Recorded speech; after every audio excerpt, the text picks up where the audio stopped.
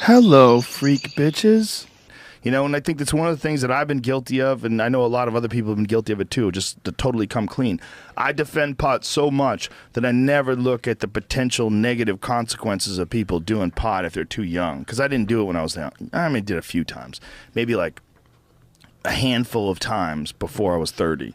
And then when I was 30, I met Eddie Bravo, and we started getting blazed all the time, and it just really changed the entire way I looked at pot. I smoked pot was 14. I definitely smoked it younger than that. I smoked it when I was 8. My stepdad gave me some when I was 8, just a puff, because I was curious. I was like, what happens when you do it? He goes, do you want to try it? I said, how much should I breathe in? He goes, don't breathe in a lot. Just breathe in a little bit. This is obviously like sketchy memory. I did it once when I was 8. Right. And then the next time I did it, I was probably like 14.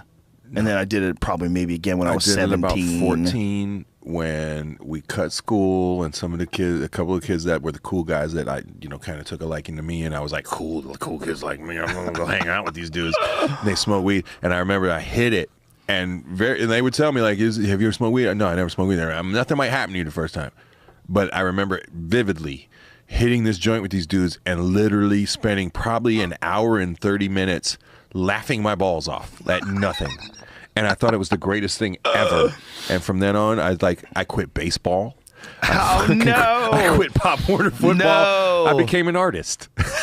Well, I started had a drawing moment. and painting on walls. I was a different person. That changed my life. Weed is another thing that's probably semi-responsible for my path. I had a very important moment when I was 16. Like, I had only smoked weed a handful of times before I was 30 years old, like less than 12, like legitimately.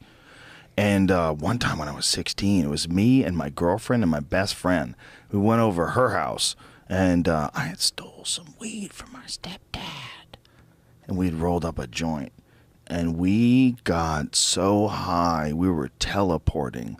We would like find ourselves in the kitchen. Astroplaning type shit? We'd all be staring at each other on the couch, and then all of a sudden we'd be in the backyard. We were barbecued. We're fucking 16. I think my girlfriend at the time was 15, and Josh was my age. He was 16, and we were just time traveling all over the fucking building. We were way too high.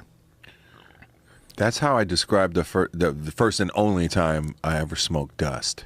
Oh, Jesus, you did that? Well, I hung out with, like, when I was, one of the neighborhoods I moved into. Is there a fucking gateway drug to dust? And tell me what it is. Yes, it's called Cholos. So did they go Cholos. Did they go right from Diet Pepsi to dust? I don't know. Like, here's my story. As I moved onto this street called Independence Avenue in the Valley. It's like West Valley, kind of DeSoto, Sherman Way-ish. And it was heavily Latino neighborhood, and like we moved in, and it was cool. I mean, like I came friends with a lot of people, but like I went from like the end of elementary school into junior high right in that era. So like once we hit the junior high, it's like a lot of the Mexican kids I was hanging out with started hanging out with the little bit older Mexican kids, and a lot of them were dealing in like kind of gang life over there.